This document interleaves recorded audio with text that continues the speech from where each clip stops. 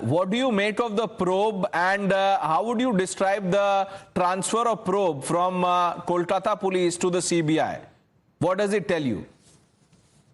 Thank you very much for inviting me here.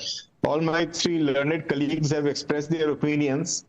There is hardly much left for me to speak out. The only thing I would say that the dean of that college has been transferred. He resigned actually, and within hours he was appointed as the head of another national medical college.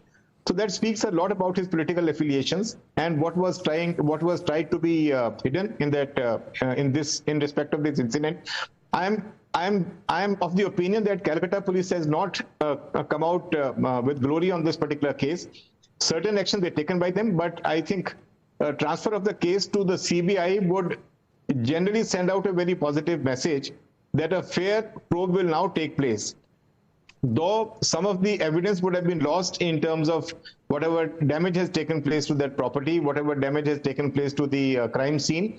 Mr. Azad has said that there is no damage to the crime scene, but I was seeing a couple of reports where a lot of damage has been done to the hospital and to the crime scene also. So I don't know how much will be the CBI able to dig out now.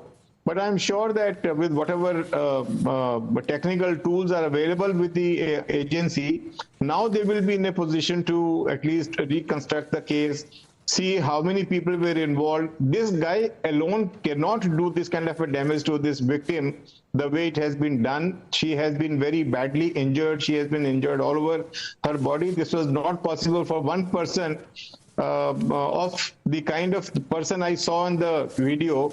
A kind of that person not be able to cause injuries of this nature and this magnitude to the victim. So I'm sure that there would be more than one person involved. And with all this background of his being a political worker of the party and having some kind of a protection from the powers that be, it is going to be a daunting task all the same. Okay. Miran ma'am, I want to bring you in on what happened last night.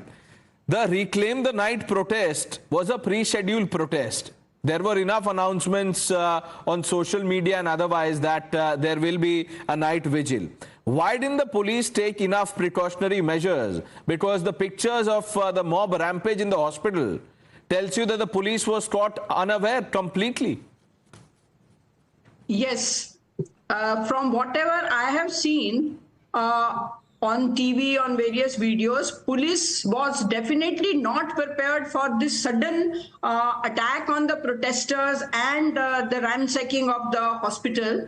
But I feel now this is becoming too political, and instead of focusing on investigation, on the quality of investigation, on trying to find forensic evidence, technical evidence, the state is getting into the grip of